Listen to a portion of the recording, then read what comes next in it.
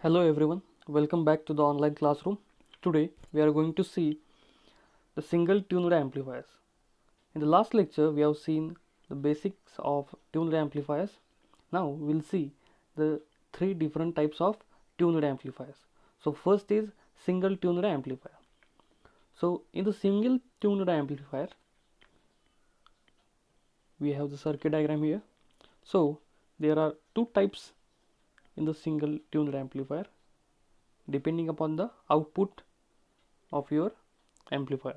So in the single tuned amplifier you can take the output in two way. The first way is to connect this coupling capacitor across the collector and you can take the output from collector terminal to the emitter terminal, or you can directly take the output at the collector load or parallel tuned circuit. So these are the two ways you can take the output of single tuned amplifier. So the single tuned amplifier, so why it is called a single tuned amplifier? Because it consists of a only one transistor amplifier circuit consisting of a one parallel uh, tuned circuit. That is why it is called as a single tuned amplifier. So in the single tuned amplifier you can see here it has only one parallel tuned circuit, and that parallel tuned circuit is used as a collector load. So instead of RC, this parallel tuned circuit is used as a collector load. Then the values of capacitance and inductance of the tuned circuits are selected so that its resonant frequency is equal to the frequency to be amplified. Means what?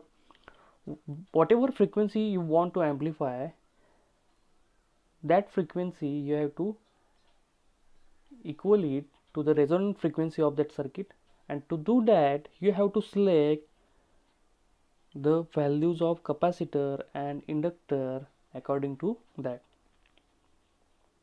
Again we have discussed the output you can take along the collector with the coupling capacitor, or you can directly take it at the tuned circuit. So by the two ways you can take the output. The other circuit is very similar to the single stage CE amplifier, common emitter amplifier. The only difference is one parallel tuned circuit is connected at the collector load. So instead of RC, it is connected as a collector load. So this capacitor and inductor are connected in parallel. That is why it is called as a parallel tuned circuit, or you can say parallel resonant circuit. So as we already discussed, when the resonant frequency is matched by the input signal frequency, then only you will get amplified output. Means what? If the resonant frequency is 50 kilohertz, you can say, of this tuned circuit,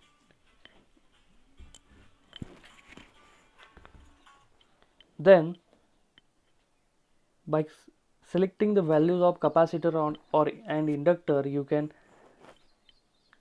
keep the resonant frequency of the tuned circuit at 50 kilohertz, and when the input signal is 50 kilohertz signal, then only you can get the amplified signal. Otherwise, if say the input signal is less than 50 kilohertz, maybe 20-30 kilohertz or 70 kilohertz, then you will not getting any amplified output at the output of your tuned amplifier.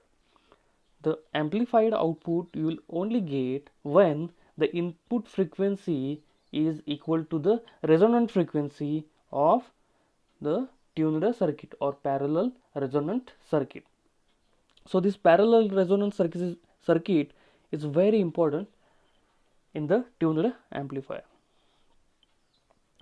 So you can see the frequency response of the tuned amplifier. So this is the single tuned amplifier frequency response. Here you can see the bandwidth of this tuned amplifier. The bandwidth of this tuned amplifier is very less, because it amplifies a very narrow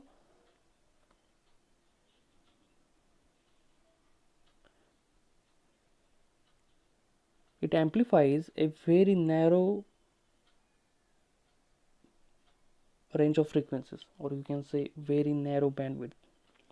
So this bandwidth you can see very small, and here is the FR, that is resonant frequency.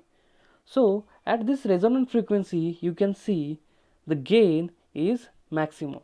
Here you can see at the resonant frequency the gain is maximum, and for all other frequencies the voltage gain, or you can say decibel gain, is reduced.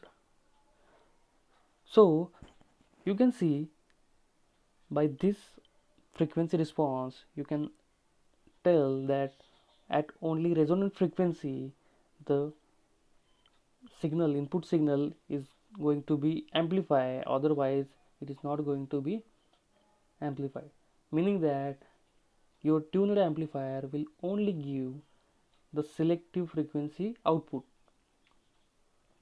while rejecting all the other frequencies, means other than your resonant frequencies.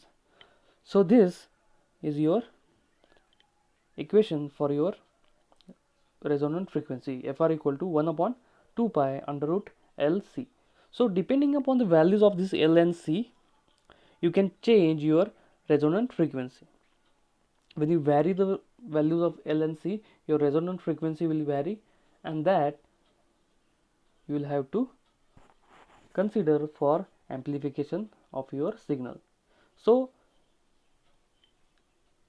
you have to put a variable, you can put a variable capacitor or inductor in your resonant circuit so as to change your frequencies. So while using in transistor radios, you operate or change the rotating knob to select a particular channel, different channel, FM channel, then exactly you are doing this type of stuff. You are changing the values of maybe capacitor or inductor to change the resonant frequency of the tuned circuit, and then you will get your desired frequency range or desired frequency. So this is very important. The values of inductor and capacitor will be deciding which resonant frequency or which input frequency you will be amplifying using a single tuned amplifier.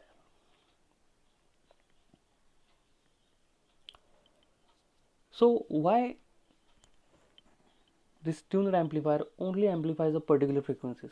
As we already discussed, at the resonant frequency the impedance of the parallel resonant circuit, or you can say tuned circuit, is very high and it is purely resistive. So you will know the difference between active and resistive impedances. So when at, at the resonant frequency only, the impedance of the parallel resonant circuit is very high and it is purely resistive. That is why when the circuit is tuned to the resonant frequency, means what? When the input signal frequency is equal to the resonant frequency, then the voltage across RL is maximum. RL means what? Load resistor. When the circuit is tuned to, means what? Tuned to the input frequency exactly equal to the resonant frequency. Your input frequency should be equal to the resonant frequency. Then you can say the circuit is tuned to the resonant frequency. Therefore, when the circuit is tuned to the resonant frequency, the output voltage will be maximum, and this is the basic thing regarding the tuned amplifier. Otherwise, all the output voltage will not be the maximum and you will be getting a distorted output. That is why while changing the radio receiver's channel, you will get a distorted noise. So this is the basic reason behind a tuned channel selectors, or you can say tuned amplifier. So just keep it in your mind that these tuned amplifiers are selective ones. Selective means what? They select, selection means what? They only selects the particular frequency or range of frequencies and then amplify. Rejects mean what? They are rejecting the other frequencies, means what? They are not amplifying other frequencies. So I hope you all got the concept of this single tuned amplifier. Thank you for watching this video.